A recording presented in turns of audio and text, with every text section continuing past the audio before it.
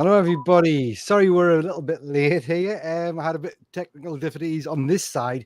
For some reason, I couldn't hear the other guys. But welcome back to another live stream. It's been a while since I've done one, but we've managed to get some fantastic guests. I don't know if you hear Alex from Carnivore for Life was meant to be on. He's got some issues, so he hasn't been able to attend tonight. But good luck to him. Hope everything's going well. But I do have three amazing guys here. I'm sure you've seen them before, especially Larry, who's got his own channel, and Carl and Richard, who's been on here a few times. So we'll just have a quick word with you, see how things are going. We've obviously been on Carnivore for different lengths of time now. I think, Larry, you've just reached a year. Is that correct? Yeah, 1 year yesterday. So it's an exciting time. Excellent, excellent. And Carl, how long have you been on it now? I started on 20th of June last year, so I'm not quite at a year yet, but loving it. Excellent. And Richard, you've been on it a while as well, haven't you? Yeah, just past 18 months, so about a year and a half. So so you're the veteran amongst us. So we'll get into it. We'll start with you, Larry, if you don't mind. So obviously you've done a full year. What sort of has anything changed since you started? Like the way you've actually eaten, and what benefits, what pros and cons have you experienced in this year on the carnivore diet? Yeah. Do you mind if I share a screen? No, go for it, mate. Go. Okay, let me share my screen here, so it'll be in the backdrop while we let's see, select window, Facebook Brave. There we go. You're gonna have to approve it, but it's just a picture of me over the last year. So I started at 280 pounds, in terrible shape, retired Army guy. After COVID basically just destroyed my health. On top of the standard American diet or standard Western diet. And diving into this way of eating, I was able to go from 280 down to 232 without even hitting the gym. I went down to 232 pounds at my low. And then last December, I decided, I don't know about you guys, but I just feel motivation overcome me now, where I'd say, I just need to get outside. I need to go walk. I need to mow the lawn, whatever it is. And I just felt like I needed to join the gym. I was going to wait till January 1st and make it like a resolution, but it was like December 6th. And I'm like, what am I waiting for? I just feel like going to the gym today. So I just went to the gym that day, signed up and started lifting. And now I'm back. I mean, I played rugby in college. I was a second row lock basically. And I feel like I'm almost in that shape again at the age of 58. I'll be 58 in May. So I've gained basically my physical health back, my mental health, my motivation, all these things have changed. And I hit all my goals. I hit more goals that actually, I can't even say that. I did not have this goal. I did not have a goal to be in this good a shape in 1 year. It all just happened. And it was simple and it was hard. I say the first 6 weeks were hard. After that, it was simple and easy. But the beginning is definitely a challenge and you have to set your why and go after it. But definitely worth it. So now my next goal is for the next year. Actually, I'm giving myself a 2-year goal to be in the best shape of my life when I hit 60. That's my goal. When I hit 60, I want to be in better shape than this. I want to be, 6-pack abs, ready to just rip my shirt off and do a commercial or something, right? That's what I want to be. I want to be in action hero shape. So I'm just going to keep lifting. I'm just eating like a dozen eggs a day now. So my diet's changed now that I'm lifting. I'm eating a dozen eggs a day. I'm eating just beef, very little other things if I do ever, but I eat my eggs raw. So I've changed the way I eat. I did go through a period when I started, I was eating a lot of bacon and snacks and, I was pretty loosey-goosey with my carnivore as far as like I'd eat cheese for snacks, things that I probably shouldn't have, a lot more dairy. And then I did, after 3 months, I did like a lion diet for a month. And that really straightened out my diet. And then I reintroduced a few things, but I really didn't miss too much. I'm mostly lion with eggs and butter. Excellent. So have you got much in terms of weight? I know you can't really go with weight when you're doing weight training as well, but have you got like an ideal weight that I know you want your 6-pack, so it's probably hard to work it out, but is there an ideal weight that you've got in your head? I think I'm close to it. I mean, I'll probably lose a couple pounds. I'll probably get down to 225 to 230. Yeah.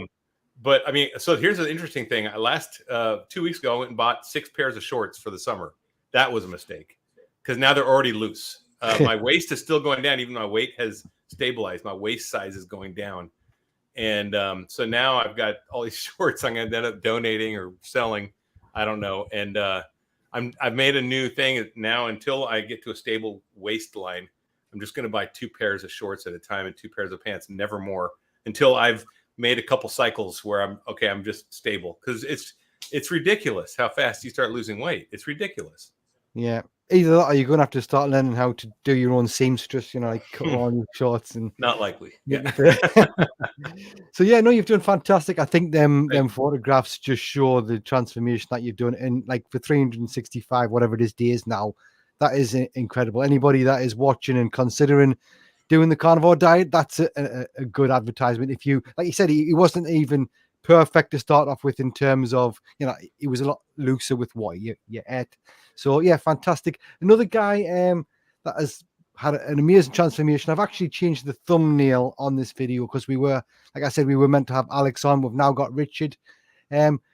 You've also had an amazing transformation. I still believe I've got a photograph, and we've talked about this a couple of times on here, but I just think it's fantastic to show it every time you're on. So this was you. Was it 2 years ago, roughly? That one was just under 2 years ago. Yeah. And it's hard to tell when you're sitting in the camera here, but if we look at you actually quite recently, you can see the difference. You've got the actual trousers in your hand here that you had on that first photograph. Yeah. So you get called half the man, which is clearly you can see why. So this is all purely just down to what you've eaten, isn't it? Absolutely, yeah. It's I started off very ill, both metabolically and various things. I had a number of conditions, so my motivation was to try and reverse those or limit or crush the symptoms as best as I could. And losing weight was a big part of that process and that target, that goal. I started off at 325 pounds. Wow. Believe it, and I'm now down to, well, I've just hit my goal weight about 2 weeks ago, so I got a pound under 11 stone, which is just a little thing that I wanted to do. So what's that in pounds? I'm just doing on my calculator now. 151, I think. 100 so about 153, 154 pounds from 325, and that took me 18 months to do. Just embrace the whole low carbohydrate diet to start off with. Started looking at YouTube channels, and like we all did, I saw various people which were very influential and inspiring. I thought, well, I've done just about every other diet, which has always been successful because it's always been a carb restriction thing for me. But like with all carb restriction diets, and from what I've understand and read, is that, yeah, they work, but you basically work because you're starving yourself. And when you run out of motivation or discipline and things like that, it just starts to pile back on. You start going back into old ways. And as I was getting on in the years, I thought, well, I've got to find something. So kind of committed to a lifestyle change rather than a diet. The diet was part of that, but that was more the focus. So I started on low carb, very quickly went to keto, less than 20 grams of carbs a day, and found myself feeling so much better. And more importantly, all the things that I'd experienced, my type 2 diabetes was reversed, hypercholesterolemia, all the metabolic issues I've got, they just went so quickly. I thought, I'm onto something here. Mm-hmm. Why didn't anybody tell me about this before? So I ended up very quickly going on to, after about 6 months on keto, lost about 4 or 5 stones. Which was great. And I thought, I'll have a bash at this carnivore thing. It's a bit of me that is like, quite basic, and go out and kill something with a big rock and eat everything you possibly can. That's a bit of me that is. And I've been that way for quite a while. So I went on to carnivore and found that just fantastic. It just suits me type of thing. I do appreciate that it's not a one lifestyle, one diet suits all. I get that. And that's why I really enjoy the spectrum of low carb eating, right from, just cutting your carbs down right up to Lion diets and things. So carried on to carnivore, went on to Lion diet end of last year for just two months, sort of November, December, and a couple of weeks into January. And then the plan then was to go, okay, let's go back to carnivore, and then start really committing to the more stricter things of the carnivore diet, specifically fasting. So I've always, just by definition, intermittent fasted. Going to OMAD was very easy. That was pretty much what I did anyway. And now I've been, since mid-January, been doing extended fasts. So I've been doing, I've had to play around with 3-day extended fast, water fast, eating for 4 days, and then 3-day fast again for January, which worked fantastic, felt really good. And then into February, into March, carried on doing that. So I pretty much do a 3-day fast 1 week, and then eat for 4, and then do a couple of day fast, eat for 5, and then back to 3 again. So I've been doing that and feeling really, really good, right? Really, really good. The first day of every fast, I always find I'm hungry on that one. I think that's because mentally I know what I'm going to be doing over the next few days. Day 2 of my extended fast, feel fantastic. Really, really feel regenerated, revived. And that's been working well for me. So I'm going to continue to do that to the end of March. And then I want to go back onto Lion diet then. So I've got a specific plan ahead of me. I know what works and what makes me feel great. So that's where I am now. So, from 325 pounds down to 153 pounds in about 18 months, and all my illnesses, all my metabolic conditions, everything reversed. And I now take 0 medications, where I was taking 18 pills a day. Wow. And that was, and more important, as my friend said, that was just to keep you sick. Mm-hmm. So there was no real benefit apart from it was just about keeping me alive. So those have all gone. My doctor doesn't believe me, which is wonderful, because I always have a lovely debate. Now she dreads me coming in there because she knows she's in for a half-an-hour debate. And I've immersed myself in the data, in the science of all this and everything else, which is my cup of tea, because that's what really keeps me disciplined. Yeah. Have you done anything along the same lines as Larry in terms of upping your exercise regime? I have, yeah. I've got restrictions on what I can do, because unfortunately I have suffered with, and I think I'm convinced myself that this is a product of the long-term type 2 diabetes, and more importantly the mismanagement of that diabetes. And so I suffer with osteoarthritis. Don't get me wrong, I'm not wheelchair bound, thank God. Mm-hmm. However, it places a bigger restriction on me. So a lot of my primarily resistance training, which is done at home with as heavy as I can lift weights and things like that. So exercise is going up, but I struggle with distance, running, walking, and things like that, because the inflammation I get. I can do it, however, I'm restraining that. But the plan is to start picking that up, because the inflammation I get from doing mobile exercise, any cardio exercise, is reduced dramatically. Yeah. If I'd ever attempt, for instance, when I first started doing this, one of the targets I had when I was trying to do exercise was walking from one street lamppost to the next, and every day going to the next lamppost and back. We're talking 100 yards out of my front door, and then leaning on the lamppost for 20 minutes out of breath, and with my back and my knees going to cut.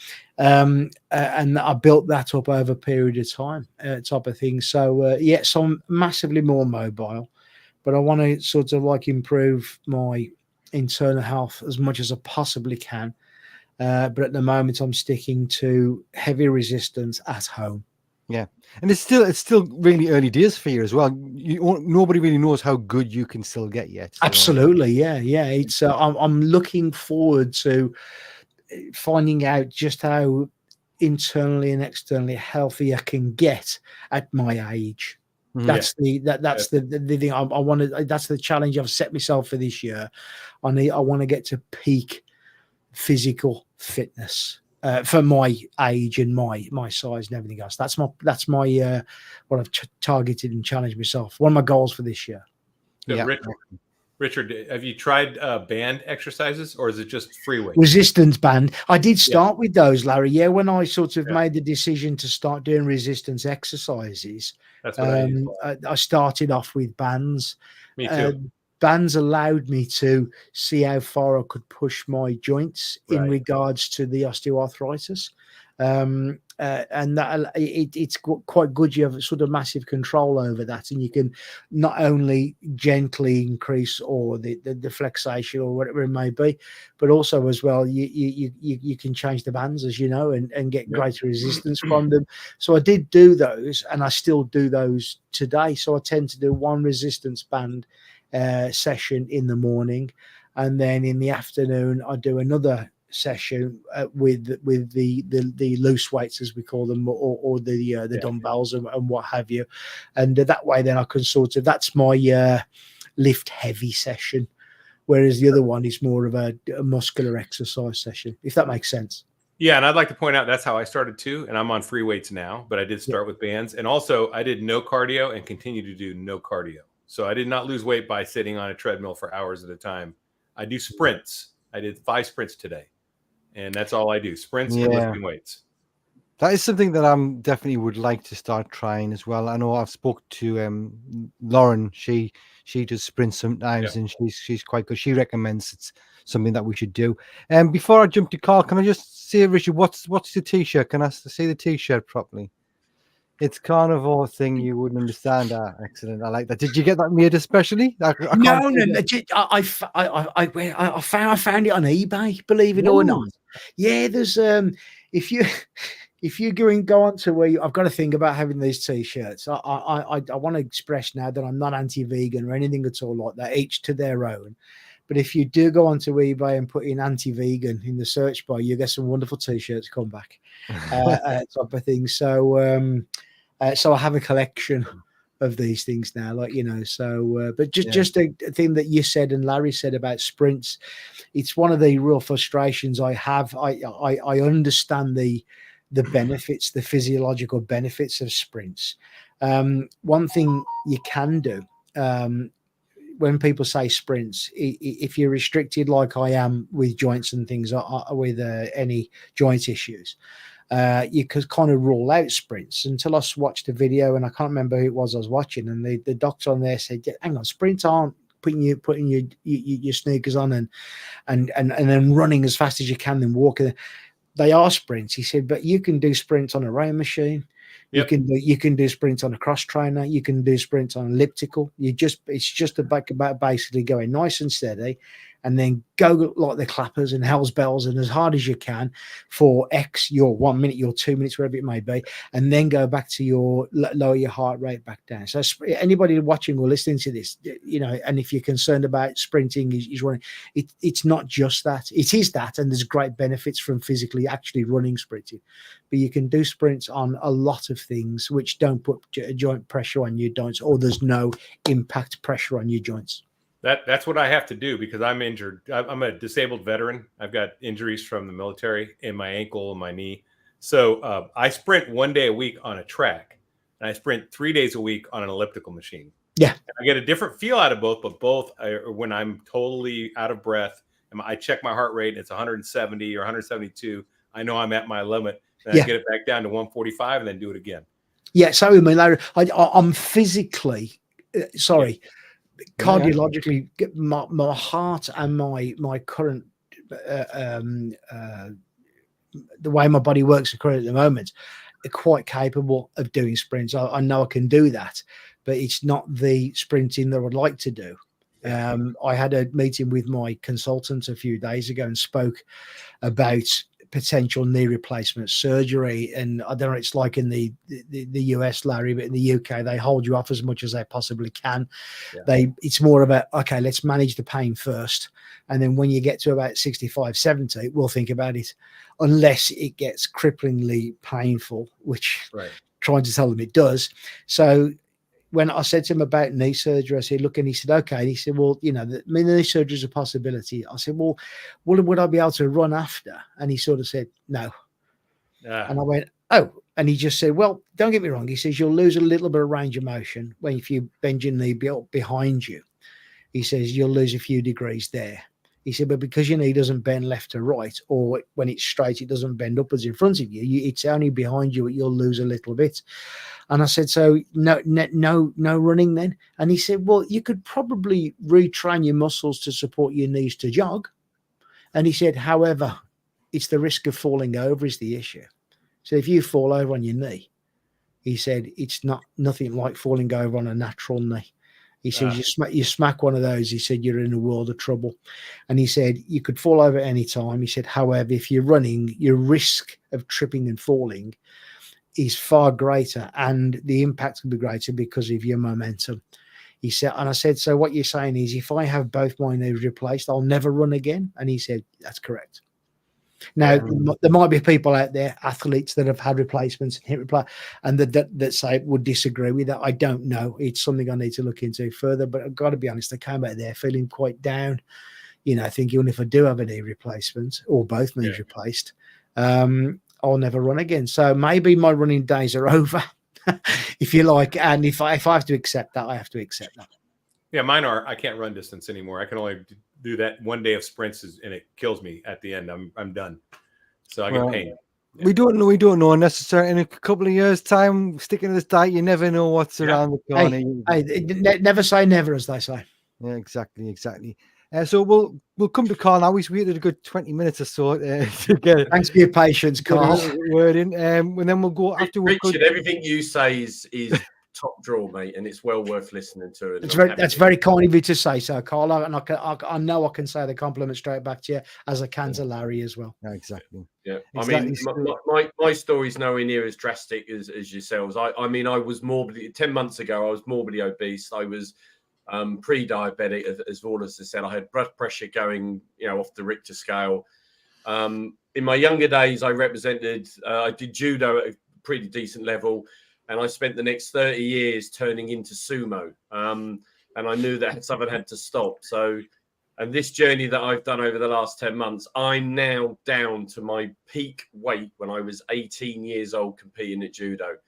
And I just can't believe in this period of time how I've done that. And I've done pretty much zero exercise other than walking my dog. And I have an English bulldog, so you can appreciate it's not massively long walks.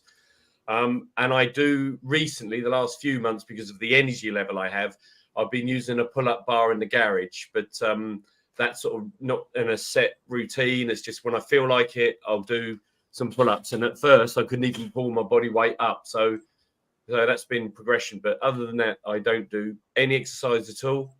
I used to do quite a lot of extreme things. In 2010, I did the London Marathon in a medieval suit of armor that was 35 kilos in weight. And, 10 months ago, I would have thought that's never going to happen. I have the suit of armor in my hallway, and I'm going to do another one, and I'm going to try and beat my 9 hours and 47 minutes. So, and I'll tell you now, that was 9 hours and 44 minutes of agony. But we did raise a lot of money for the British Heart Foundation. So at the time, I thought I might need them by the end of it. So, you got to keep your options open. Yeah, excellent. Is the way you've eaten or what you've eaten evolved or changed in any way since when you first started? Yeah, when I first started, I thought I was on full carnivore, but I was eating quite a lot of cheese as well as creams and things like that.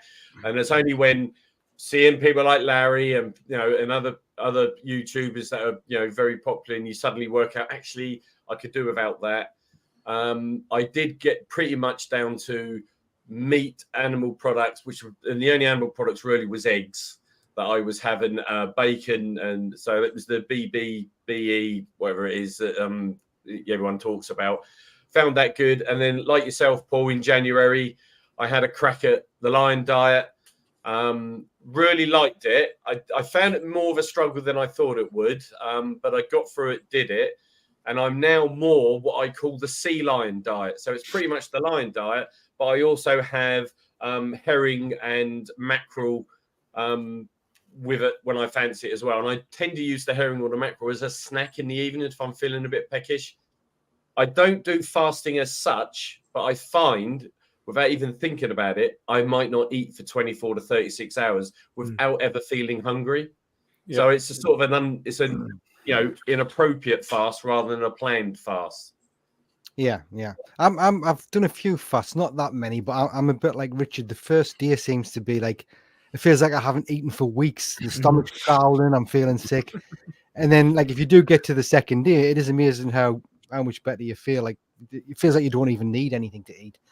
I think the psychological part. Yeah, it is. Well, for me, a lot of this is psychological, and it's a lot of it, which is what I struggle with. I'll come to the comments in a minute. If you've got any questions you want to ask any of us, I'm just going to have a look at them in a minute. But I'll just give you a quick overview of myself.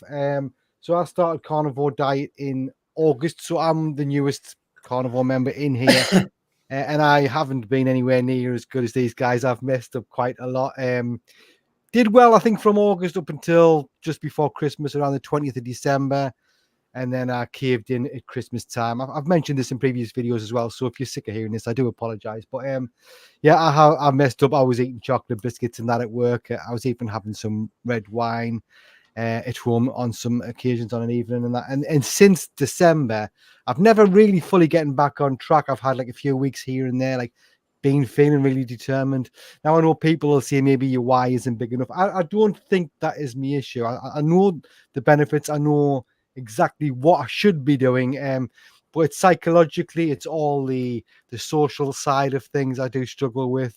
At work, even at home, just any kind of it's just in my head a lot, like I think, I can't do this, like I can't see myself being able to do it long term, and I have fell off many times. But I think like what somebody mentioned to us before, like once you've experienced carnivore, it's hard just to ignore it. You keep wanting to go back, you keep trying, and I do believe I will get there, but I'm still not fully there. I think I've been clean now for about 11-12 days, something like that, so it hasn't been that long. But I mean, considering I haven't done it very well, I've still felt a lot of benefits. I've felt, I did originally lose quite a lot of weight. I have put a little bit back on, but I sleep better. Like these last few days have been like back on it. I'm sleeping better as well. I mean, I don't always sleep for a long period of time. Obviously, I've got little kids in the house, so they can wake us up, and I've got it can be quite a stressful job that I've got. So sometimes I'm thinking about that, which affects me sleep. But overall, like I've slept better. I've got my skin's improved. My little joint pains that I used to get, they don't really come back unless I've had a face plant into a packet of biscuits, something like that. And that's the thing with me. I can't, like, before carnivore, I could have a couple of biscuits, drink a couple of biscuits, and that would be enough till the next time I ate something. Like I'm not blaming carnivore here, by the way, but since I've been on carnivore, if I do come off the wagon, I come off the wagon in quite a big scale. I don't just have a couple of biscuits anymore. I'll have more than I used to have. So it's as if I'm making up for lost time or something. I don't know. I used to do the same when I was a smoker. If I quit smoking for a certain length of time, when I'd start again, I'd be smoking way more than I used to the first time. So I don't know if that's just something in me that I need to work on. Maybe you've got some suggestions, or somebody in the chat can tell us that I'm not the only one, because I'm sitting here with 3 excellent carnivores. But before we discuss anything else, I will just quickly go. I'd like to go through people who've took the time to come in. So we'll see who joined us tonight. Some of these comments are like 20 minutes ago, so forgive us about that. So that's Metabolic Paramedic. I know this guy, Al, good fella. Very knowledgeable with health-related things. So he's a good lad. And we've got the Fitness Hutch in here. Evening, guys. I don't believe I've met you yet, but welcome to the chat. Carnivore Nation, we know who that is. He's in here with us. D. Lee, hello. Andrew Bevan, welcome to the chat. We've got the usual Richard Williams. Yeah. Cabrillo, Tennessee. Everywhere you go, yeah. He's always on. He is. Christina from Kentucky. Yeah, and we've got George, who we all know George as well in here. Good evening, team. Got to go out. I'll catch you on playback here. So when you come back, George, thanks for stopping in. I hope you are having a good evening. Let's have a look here. Oh, I recognize this. I am tired of saying I'm back on day one. Had a carb night last night after writing my car off. Oh God, yes, dear.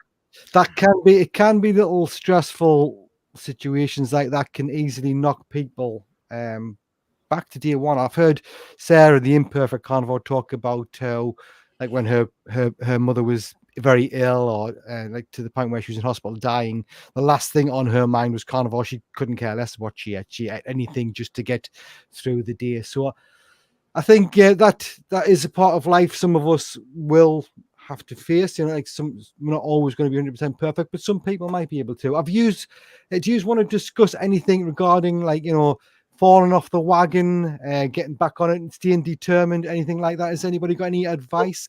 The first thing I was going to say, and the thing about this particular lifestyle over any other diet I've tried, there are no carnivore police. So if you go off the wagon, it's not a disaster. Just accept it. And like your man said earlier, he started again on day one and away you go. I even did a jokey thing about saying the carnivore diet is actually a one-day diet. And all you do is you go to sleep and you start again the next day. And if you put that mental, you take all the pressure away, because you do it for one day. You get to the end of the day, you wake up and you do it again that day. That's all you have to look at. It is no thinking, oh, I'm missing out on this and I'm missing out on that, because you're putting the negative in your thought pattern when really there's so much positivity that comes from this lifestyle. Yeah. I as you know, Paul, my approach is I get the same cravings. I get the same urges to be able to go and go back to the diet I used to had. What keeps me on the road is that I was involved in martial arts since I was 8-9 years of age, right up into my early 30s, mid 30s. Very, very committed to it and disciplined, and there's a lot of discipline I learned throughout that. So what keeps me on the straight and narrow is the years of discipline that I practiced. Anything else, and that discipline it's such a polished discipline you can apply to any part. I know Carl said about his judo, which is where I started when I was about 6 years of age. I was there and got into a kung fu a couple of years later. But there's a huge discipline there, and it's something that you adopt and apply to life. There. So you're no different, Paul, to any of us. But we still get that, and I know I've heard Carl say and Larry say, and yourself quite a few times, is that it's an addiction. It's a carbohydrate addiction or a sugar addiction. Is when people say, "I've got a sweet tooth," that's a nice way of saying that you're addicted to carbohydrates, and we all probably still are to some point. It's just that once you get the benefits of the low carb keto carnivore, like when you start to feel the benefits you can do, I think the motivation comes back in then. Oh, this is working, this is well. So for me, I have the same things, Paul. I have the same cravings. When you go through stressful times, you turn to something that you want a quick fix or something like that. And it's for me, it's the strict discipline. I put a gun to my own head. So go on and I dare you.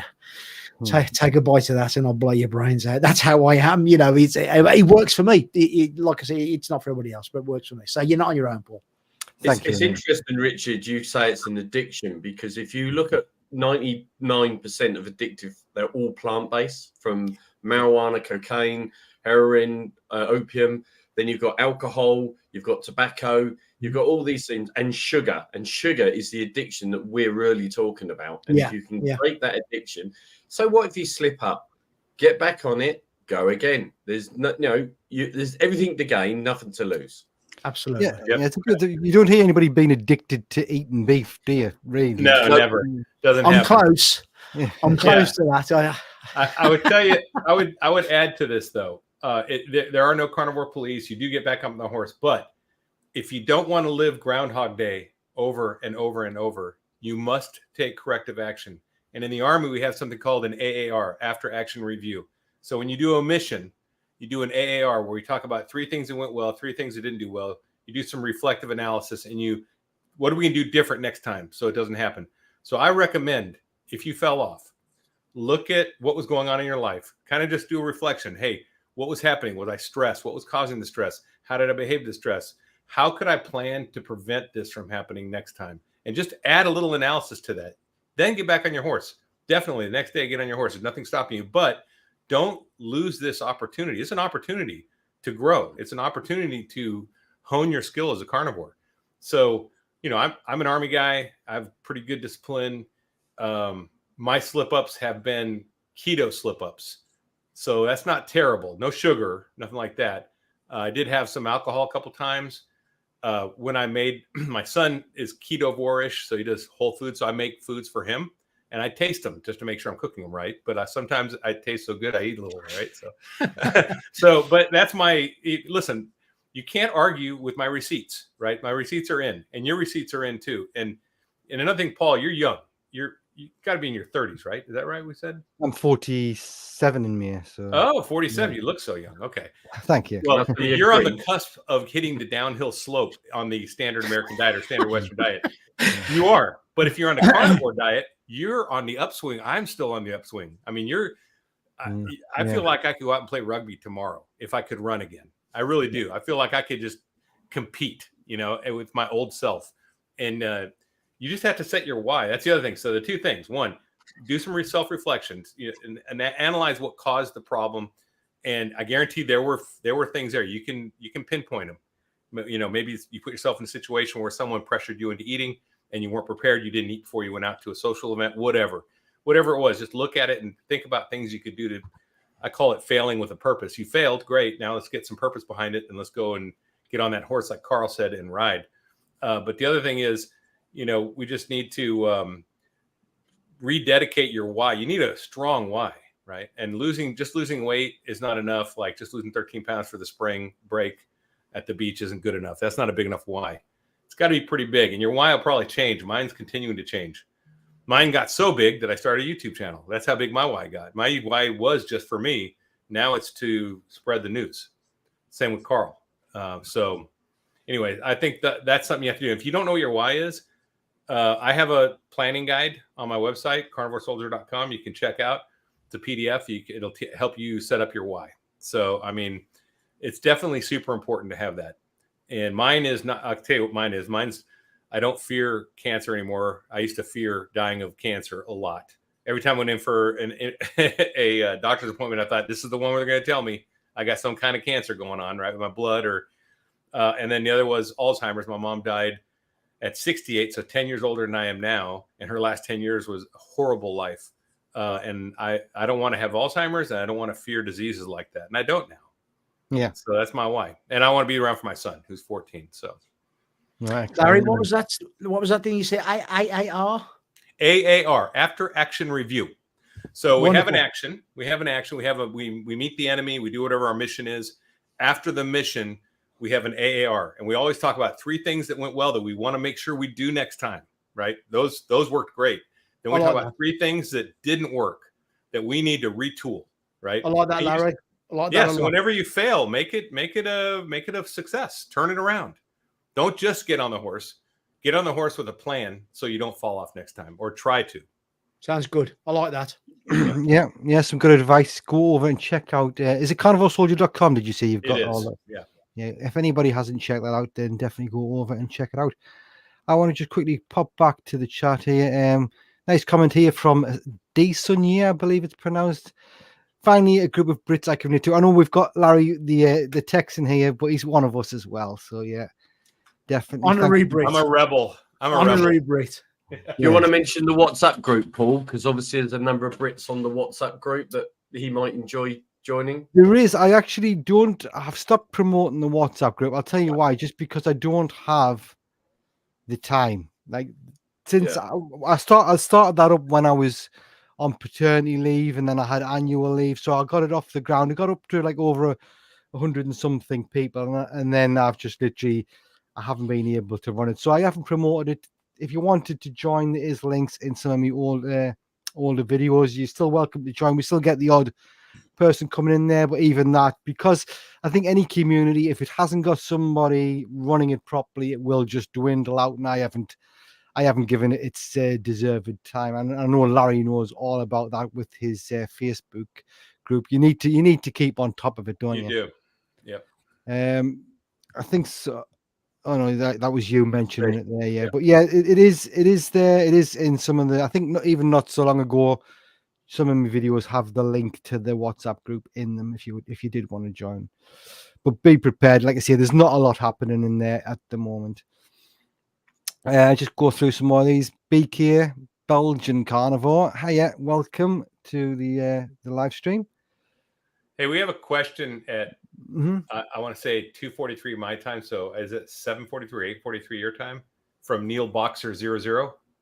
Hang on a second. Let's right further down. Starts off saying, I started carnivore 2 weeks ago. Yeah, I've got that. Okay. If you could bring it up just to answer that question, it looks like that's weird past. I've got so many. What time? I know.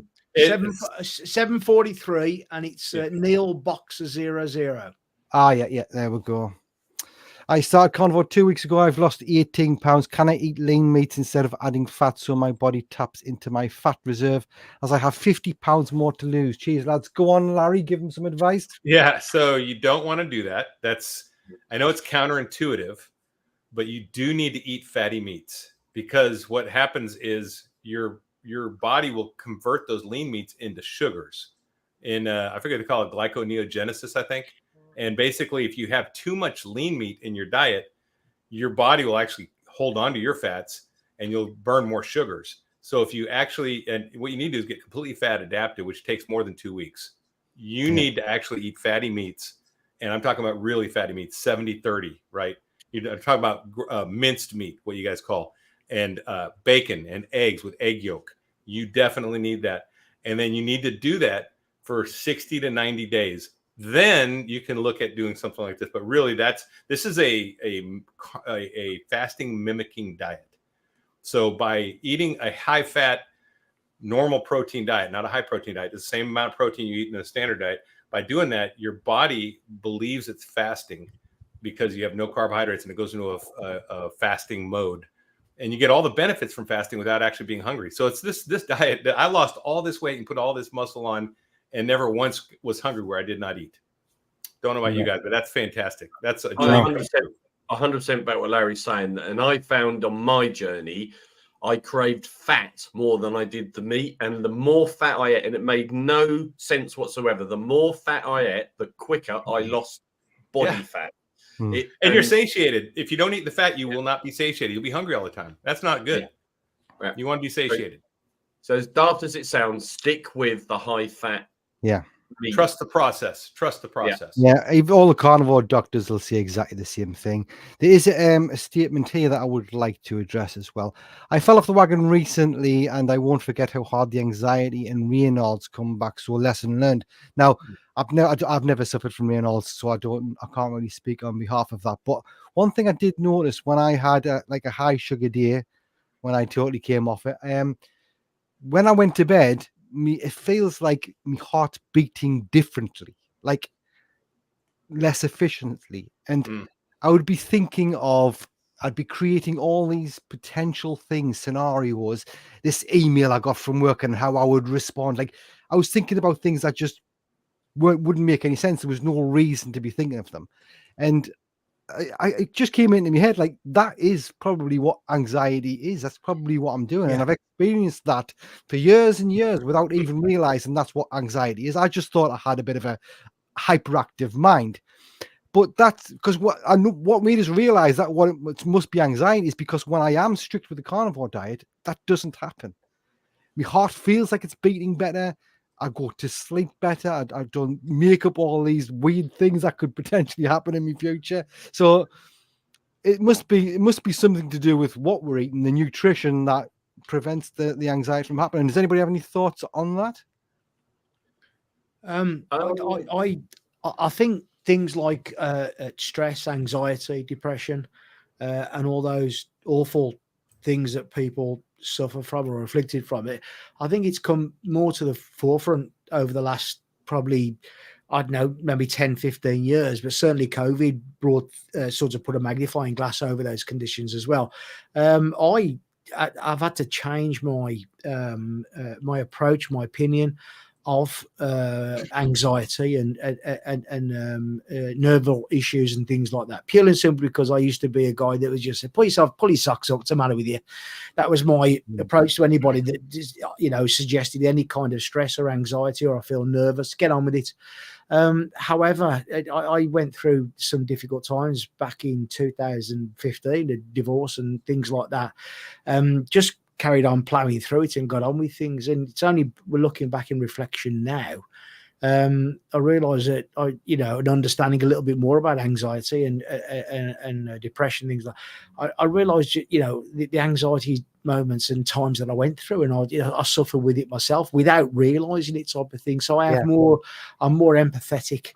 And to a point sympathetic with people who suffer with anxiety and things, and as a result of that end up turning to food as a comfort in some capacity. And I've got no disrespect for those people whatsoever, type of thing. So I do understand that kind of thing more now. Yeah, definitely. Farmer's wife, farming life. Hello, sorry I'm late. That's fine. Welcome, Lauren. Lovely, absolutely lovely girl, Lauren. She has got that. Hi, Lauren. She's got a great channel, Farmer's Wife Farming Life. Check it out. She's done some really good videos quite recently. I'd like to jump in and point out that none of us are doctors here, and this is not medical advice. No, we're just giving our experience. Yeah. I suppose that's a disclaimer, really, that we should. Carl's going to be a doctor pretty soon, but none of us are here. I've got a PhD, Yeah, definitely. Richard, I know you've recently been abroad. You just come back from somewhere. What was it like trying to stick to carnivore over there? Was there any challenges? You can see. They're very meat based over there. I went over to do some work. Someone invited me to go over there and call upon my skills from my business many years ago. We're talking about Dubai here, aren't we? We're talking about Dubai. Yes, absolutely. Yeah, there's falconry is a popular thing in Dubai. One from a pest control point of view, but there's also great statuses and things like that from the falconers out there. They have a little bit of a different approach to the British falconer. However, it's a very substantial privilege out there with certain birds and certain training and certain things, and they respect the things. So I get invited over there to go and do some training for some falconers. So I spent a few weeks over there training young lads, young ladies to be falconers. So you're supposed to go for a couple of 3 weeks, but the course turned out to be so popular that I was over there for about 8-9 weeks altogether. So it was all paid for. They fly me out and fly me back and things like that. So put me in beautiful accommodation, and then they even had my own chef. Type of thing. So it was very, very luxurious. It's a different. I don't know if any of you guys have ever been to Dubai. Have you ever been out there, Carl, at all, or Larry? Have you been to Dubai at all?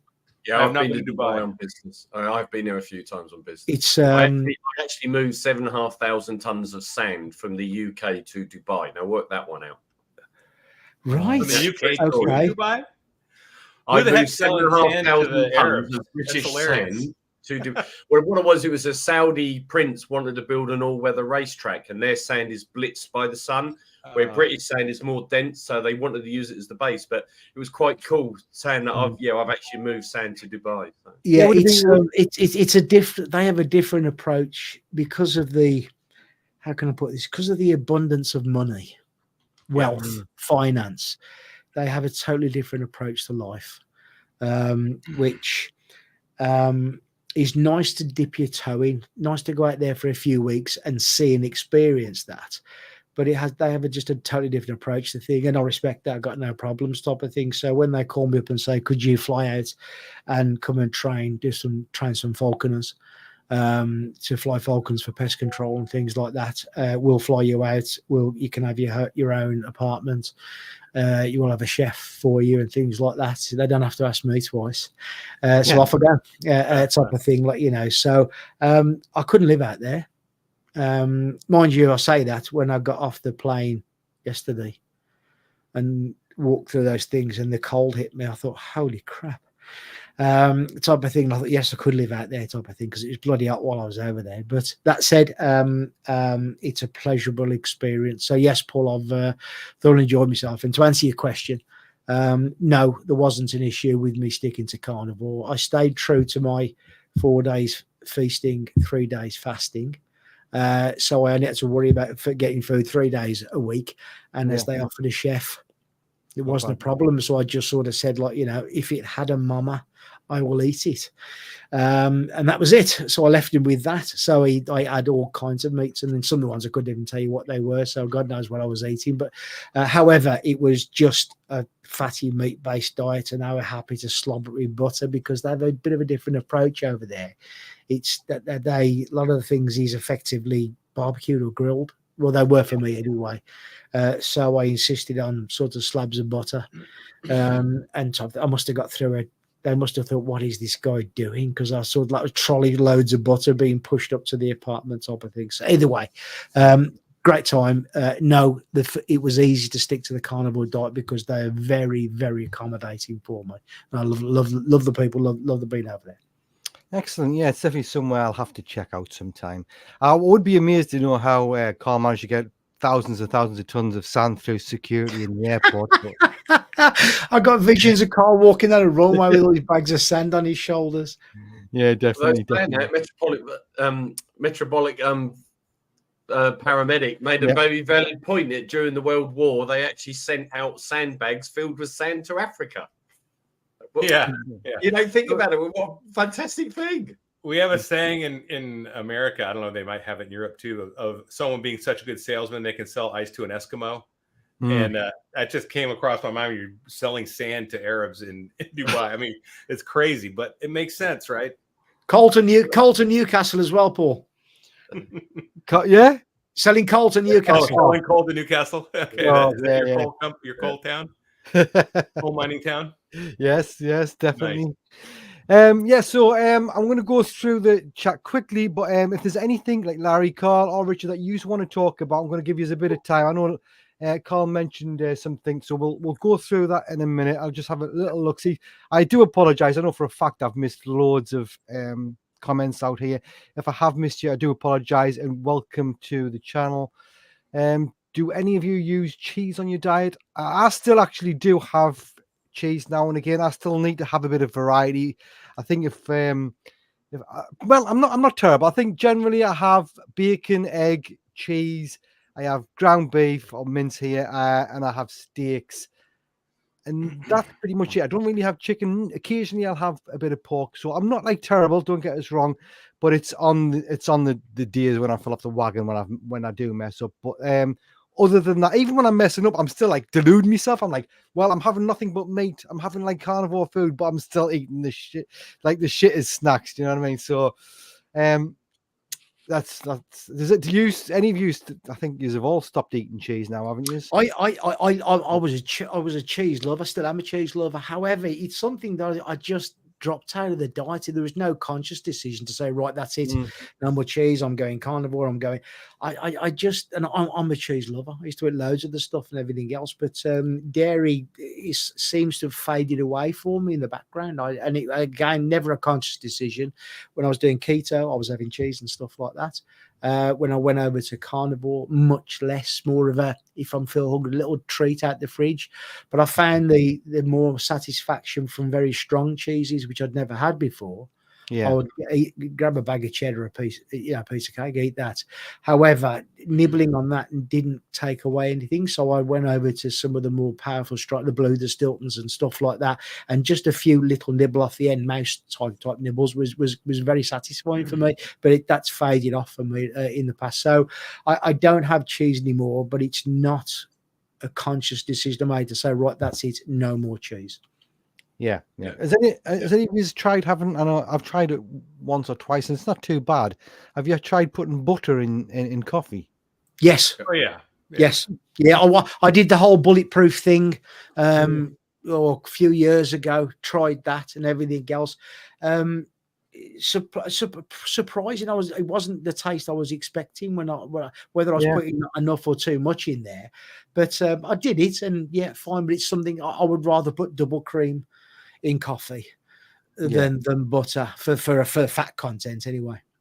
Well, I've started occasionally where I put butter in hot water and then I may put double cream in with it and then drink that. And that's very refreshing, but I wouldn't go too much on the cream, but I'd have that. And that is actually interesting. And the other thing I can say is Costa give you real butter. Starbucks give you margarine. So when if I go to a Costa for a meeting or something, I will try and go to the Costa because they'll give me butter. You occasionally get the odd look, but it's a conversation piece with a potential client you're dealing with anyhow. So he sees you putting butter in your coffee. So it's not a bad idea. I would say I ate cheese today, so I do eat a little bit. But this piece of cheese I've had in my fridge for weeks. I just cut off a little slice and had a bite, and it's a really hard cheese. It's I forget what you call it, but it's a very hard cheese, right? And so I just cut a slice off, and I ate some today with a couple pepperoni slices. But again, I'm working out like a banshee. I'm lifting, and I also have these. I buy these for my son. These are cheese whiffs, and they're 100% cheese. They're just fried. They're like crackers. Ooh. And I put them in his lunch. But since they're around, I eat a couple of those every now and then too. So I am a year into it. Like I said, I've got the receipts. My body's reacting well, and I do eat a little cheese, but I do not snack all day on cheese. I will be clear. Yeah. I have cheese as a condiment occasionally. I think I've had a cheeseburger once in the last month. And the rest of the time just do burger without cheese. And like these whiffs I've had a couple times in the last month, and then the cheese, like I said, has been in there for weeks. I usually cut it and put it in my son's lunch, but every now and then I'll go just grab a slice. I'd rather snack on butter, to be honest. Salted butter is I like. And if you're trying to cut out coffee, you can do the hot water thing, or you can actually get beef broth, bone broth. You get bone broth, heat it up in a cup, throw some butter, and I put smoked salt in there. You can put salt in there to help salt it up a little bit, and you get a little butter and salt and bone broth. That's a great coffee replacement if you're trying to quit. Excellent.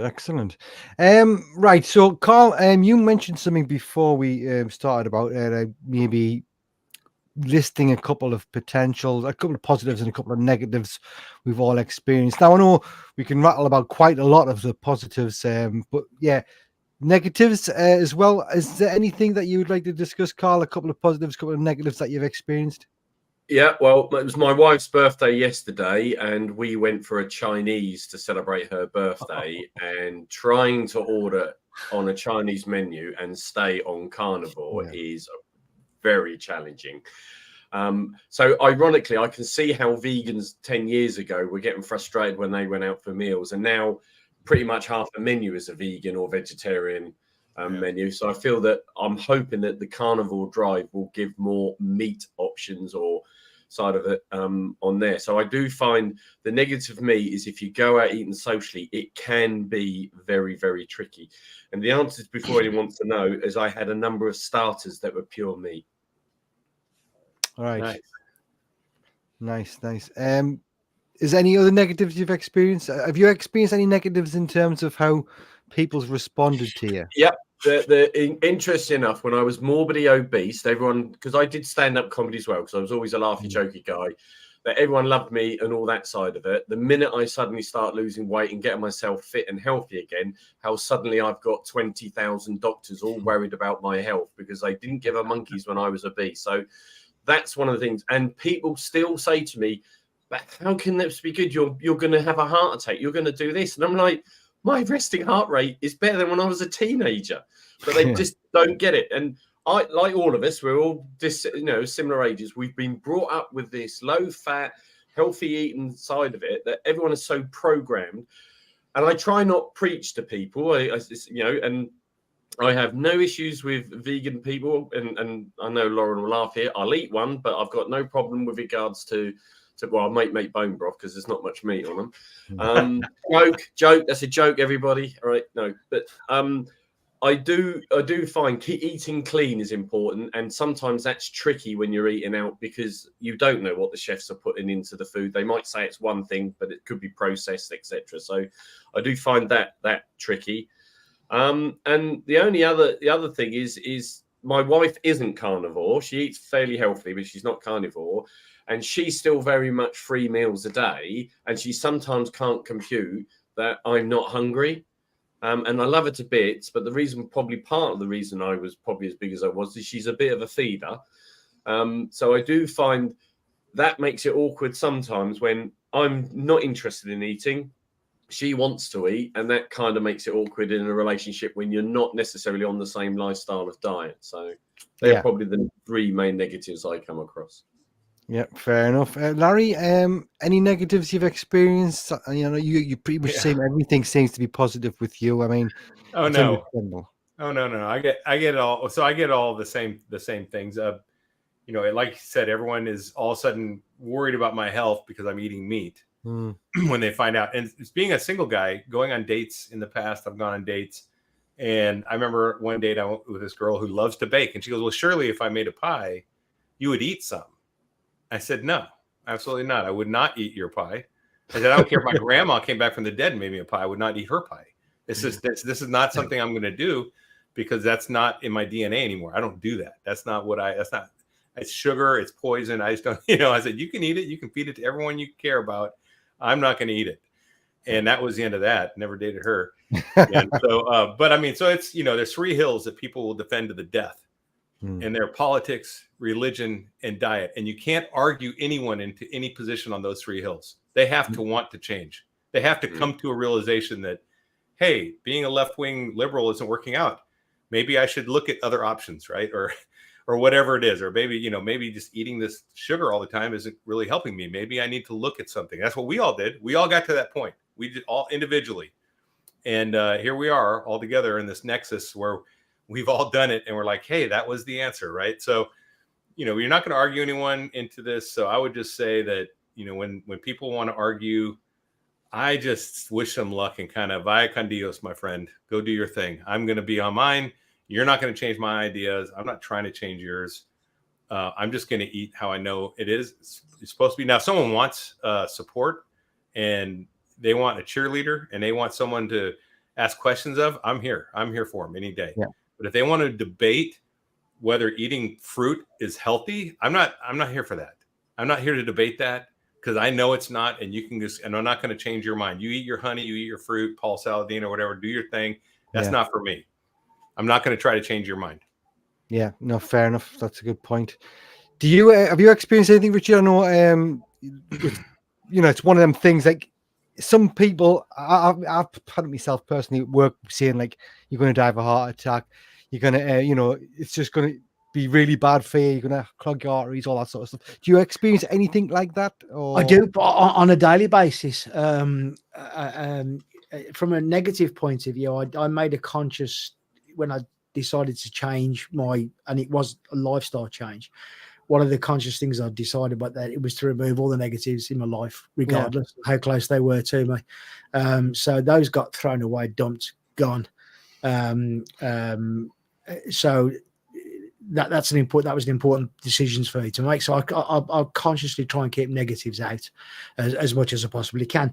The negative from a diet point of view, same as Larry, same as Carl, and specifically when Carl spoke just about, when I was, 24 stone, 320 plus pounds, nobody came up to me, and none of my friends and family came up to me and said, look, what about dialing it back? What about your heart or anything at all like that? The moment I decided, right, okay, I'm going to get myself healthy, I cracked on. As soon as I did that, closest people to me, friends and family, went, oh, you shouldn't do that. Yeah. And I haven't eaten any fiber. I haven't eaten any carbohydrates for well over 12 months from there. And I still have family members say to me, yeah, well, you got to have some fiber, it'll kill you. And look, I'm standing in front of you, less than half the person I used to be, or for my medications, yet you're telling me it's bad for me. But that said, the more I've looked into the dogma of high fat and the people's misunderstanding of saturated fats and things like that, the more I've researched everything else, I understand why people do it, because I still do things subconsciously to keep away from fat. What I mean by that is, and this might sound a bit strange, I fry 90% of my food in a frying pan, and I still, even though I use beef tallow, lard, or bacon dripping when I'm cooking, let's say a fried egg, even the other night when the egg was finished cooking, I put my spatula into the frying pan, and I still took it to the side and tipped the fat off. Yeah. And just out of pure, that's what I was taught for 20, 30, 40 years. And when I do little things like I stop and think to myself, I'm going to pour all that over my steak anyway. So I eat every last drip of fat out the pan and everything else from there. So I've had to sort of change a little bit. I do understand why people say that, because they're living with dogma from other people's thoughts and other people's things. What you get taught and what you get passed down by your mother and things when you're schooling and all that kind of thing there is all about stay away from saturated fats. And so I don't get as offended or look at people as being as stupid as they sound when I'm proving to them that what I'm doing has made me healthy. So before I used to say, can you not see this? What's the matter with you? How can you possibly say what I'm doing is bad? So now I sort of look at them and just think, dick. Or sorry, uneducated dickhead.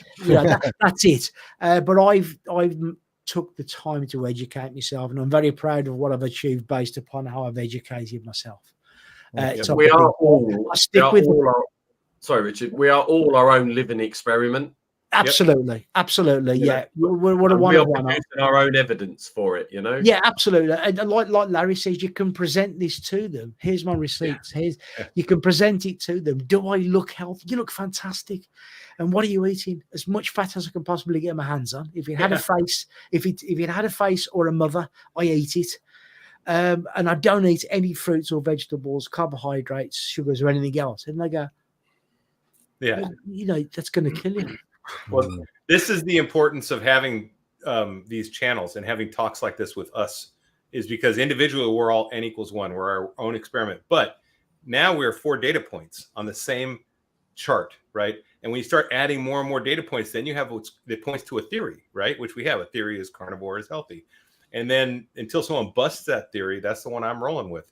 And all the data is correlating to that. It's correlating to carnivore is healthy. And I can look at you, I can look at Dr. Baker, I can look at everyone on my Facebook page. Anyone that's actually applying it is getting the same results. Yeah, I think that's a good thing, Lara. I haven't seen any negative people that have committed to it and they give it a good go. I've never seen anybody say, unless they're trying to get a bit of a clickbaity thumbnail up on YouTube. I've never seen anybody say, that's it, I'm done with it. It didn't work for, people who try it for a couple of weeks and don't do any, they just throw themselves at it and they get keto flu and all that kind of stuff. Oh no, it's not working for me. I don't go to the toilet enough. You feel like saying, dude, just stick with it, just a little bit long, and I promise you it'll come true. So I'm always positive in the fact that I've never seen a negative result of somebody committing to low carb keto carnivore diet. And obviously there's going to be exceptions to that, people who right up the one end of the scale with metabolic issues and problems. I do understand that and everything else, but it's just a positive thing. It's a positive community. Speaking to people like you guys, the comments that are coming through, it's all motivating. It's what keeps me going, and more importantly, will keep me there for good. I should never eat a chocolate biscuit, Paul. All right. I'm teasing, Paul. Don't worry about that. No, I shall continue with this because it's satisfying at all levels. See, there's a misunderstanding or misinformation about cholesterol, and I've done a couple of short films that have been quite popular, where I've actually used my study in the PhD and looked into the cholesterol and what the true facts are and what's been spun out. And you also got to look at some of the research, and you got to look beyond the research. Who is sponsoring the research? where's the conflict of interest in the old research? But when you start re-looking at some of the research, like the Framlingham project that was very famous over in America, and they went on, and in the end, 30 years down the line, they concluded actually there is no risk of heart attacks from high cholesterol, and actually there was actually a drop in it. But before, the spin-off was all to boast that. So, as I say, I'm not trying to self-promote, but look at some of the little clips I've done. They're only 5-minute ones, but they're all very factually checked and verified. And you'll be surprised how the misinformation has gone out over the years that, people like myself and other people are now unraveling and starting to produce, factual information or re-looking at the facts and then coming up with the correct interpretation. And I'm not a tinfoil wearing person. It doesn't suit my look. So it's like people always said, follow the science, and you do, and it leads you to the money. Unfortunately, that's the fact. I mean, we could talk a long time about this sort of thing, especially misinformation. I mean, one of the things I find confusing is, like this Bill Gates talking about how Beyond Burgers are better for you than meat, and M&Ms are better for you than meat, and things like that. And if you look at him as well, he's not actually. He doesn't look like he's in good shape. So, is he like trying to hide us from the real truth, or does he actually believe his own words? I mean, it's got me baffled, that one, because if he believes what he's actually saying, then considering he's an intelligent man, in quotation marks, then it just doesn't make any sense. But yeah, that is, we could have a live stream talking about misinformation. I think so.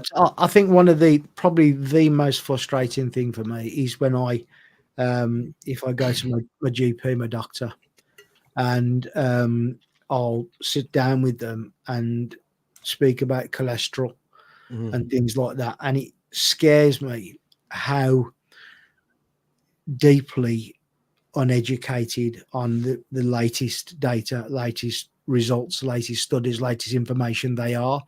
And I mean that no disrespect. They can only speak to what they know. Type of thing, but I can sit down with my doctor or one of the other doctors and I can say to them, as for instance, discuss cholesterol with them, and they just say, I don't know what you're talking about. They just look at me as if to say, well, and I say to them, at what point will I be able to come here and ask for a blood test and ask you to separate up LDL for me so we can go into LDL, LDLB, and things like that, because we now know that, just looking at cholesterol like X or just at LDL like X isn't really what, it doesn't tell us much, and it certainly doesn't determine any medications. So could you tell me what point can do that? And they just look at me blank faced. And these are people, and I please don't think that I don't think these people don't care, because I know they do. That they're good people and they care, but I'm just surprised how little education or little enthusiasm, because it hasn't taken me long. Carl's doing his PhD in it from there. I immerse myself in it to educate myself, because that's the way I do things. But it's quite scary, that you can walk in there and walk out with a couple of bottles of pills and there not be any need for you to do that, and that worries me greatly. Yeah, it's not that they're uneducated, it's that they're miseducated, and by design by the pharmaceutical companies who write the curriculum. So the pharmaceutical companies write the curriculum. They have X condition, you give them B pill or A pill. Yeah, and that's what they learn. So they're just miseducated. Mm-hmm.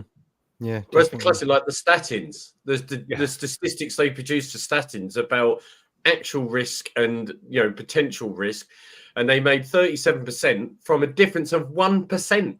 Yeah, it's criminal what they've got away with. That's the relative risk versus absolute risk, and the relative risk. Yeah, that's it, Larry. Yeah, absolutely. The way I like to look at it is, if you buy one lottery ticket, you have 1 in 14 million chance of winning. And then if you buy 2 lottery tickets, now you have 2 in 14 million. But relative risk, you've doubled your chances to win. So now, does anyone think that buying 2 lottery tickets really doubles your chances of winning? No, that's the absolute. That's the absolute. The absolute are still 2 in 14 million or 14 million. You're not going to win. So if you fear getting hit by lightning twice, then go buy a ticket, because that's about the same odds. Relative risk is bunk, and that's exactly what they use to sell statins. So whenever a doctor tries to push a statin on you, just ask them, what is the relative risk versus the absolute risk on this statin? Yeah. And when the other thing is they show the relative risk on effectiveness, and on the side effects, the negative effects, they show the absolute risk. So they try to minimize the absolute risk and highlight the relative risk. And they're both, they know they both need to be the same. So there's actually a web page that Dr. Zoe Harcum has, the number needed to treat, the NNT webpage. And you've probably already looked at this, Carl, since you're doing your NNT numbers for fantastic. And that's to help doctors figure it out, not us, because doctors don't know this. So they set it up by doctors for doctors. Hey, look at that little pooch. What's your dog's name, Richard? Murph. Hey, Murph. Cute dog. I like him. He's one of my workers. Nice. Yeah, cute. Can I throw a swerve ball in here, because I saw I think it was Dr. Ken Berry talking to one of the famous YouTube dentists, and since I saw this, I've stopped using toothpaste, and I can't believe how much better not only my teeth but my mouth health is. And I just wanted to know, was I alone on this, or if that's something that you guys can all talk about? What do? You just brush it with water then? Just with water. I had it was interesting. I had a bit of a black part of the tooth, and I thought, oh damn, I've got a dying tooth. And I watched this thing with Dr. Kim Barron. I can't remember the dentist's name, an American chap, but really, really good. He's got his own YouTube channel.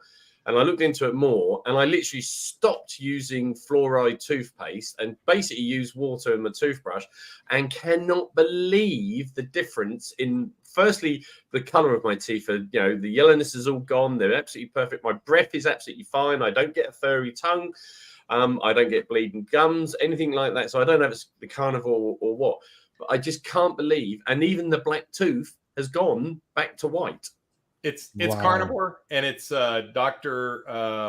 Kevin Stock, DDS. That's the guy. Yeah, he's a dental surgeon, and he only uses water, and that's what I use now. I just use water. Now I do have toothpaste that I will use maybe once a month just to freshen up if I feel like I'm just going to freshen my, and so I'm not going to say I never use toothpaste, but I'd say 99.9% of the time I don't. Just water. And I have a sonic brush, electric brush. Never even heard of that. I'm gonna have to give that a go, I think.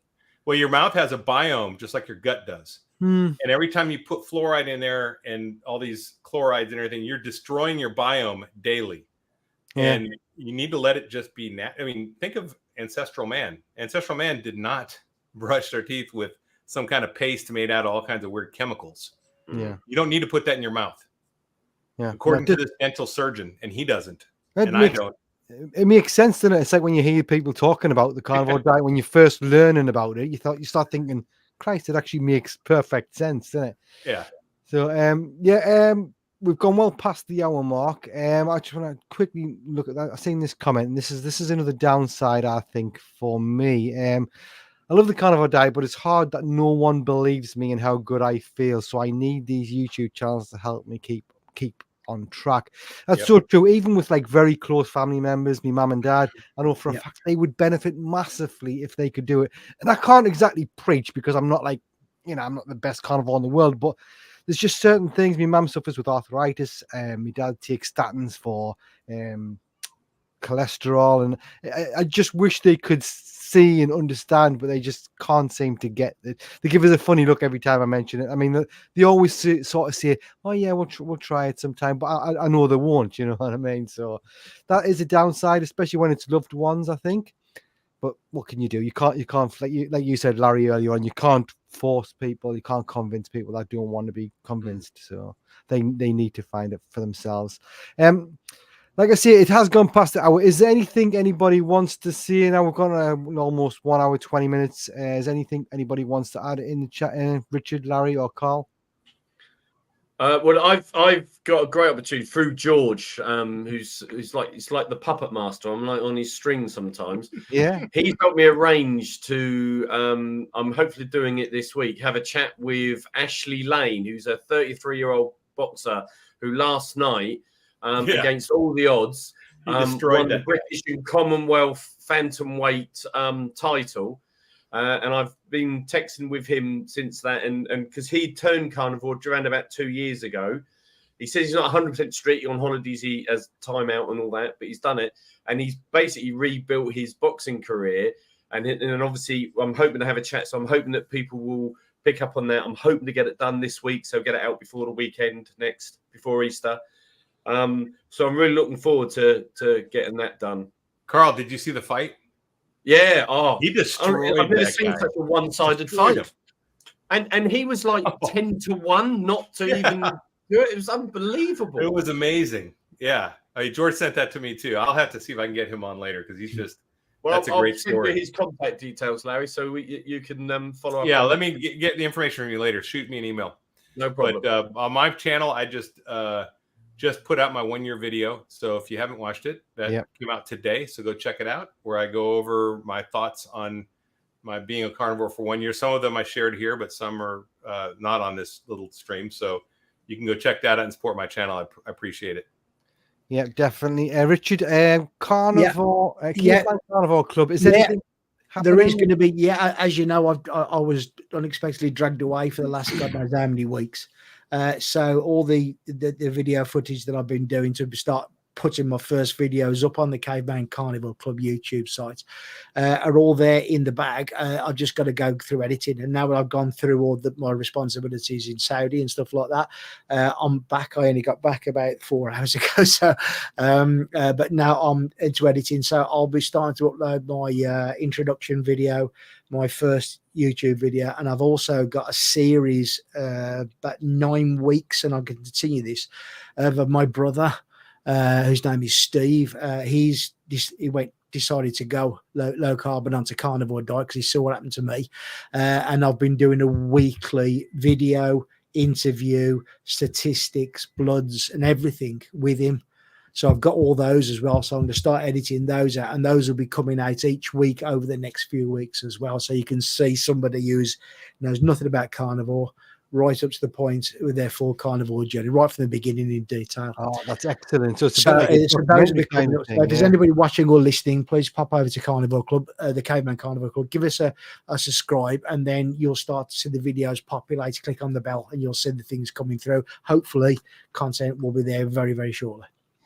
Sounds exciting. I'm looking forward to that, actually. Yeah, I've been looking forward to your content for a while. So, yeah, I'll get over there as soon as I see it. So, as somebody mentioned in the comments, these channels are there just to spread the word, to show how the carnivore diet is affecting them positively. And even I do believe, like we've done in this video, mention the negatives, because being prepared for it is a good way of being successful at it. So if you do have time and you're not subscribed to any of these guys, go over. I think Carnivore Soldier Motors, we've got loads of your guests in the chat that's watched. I do appreciate you coming to here. Subscribe to myself, UK Carnivore Guy, Carnivore, the Carnivore Nation, absolutely fantastic. Go and check him out. And also Richard, he's just mentioned, his channel is Caveman Carnivore Club. So there you go, 4 channels for you to check out. So we'll leave it there. Thanks again for everybody in the chat. There's been loads I've missed. I do apologize, but it's really, really appreciated. If there's anything that you want to ask us, still you can comment once this video has gone out, and we can look at the comments in the actual chat as well after, and we can reply if need be, if there's something that you really want to ask. So that's going to be it. You guys take care. Everybody say goodbye. Thank you very much. Thank you very much to everybody for watching and listening. Really appreciate it, and the best of luck with your carnivore journeys. Carnivore Soldier.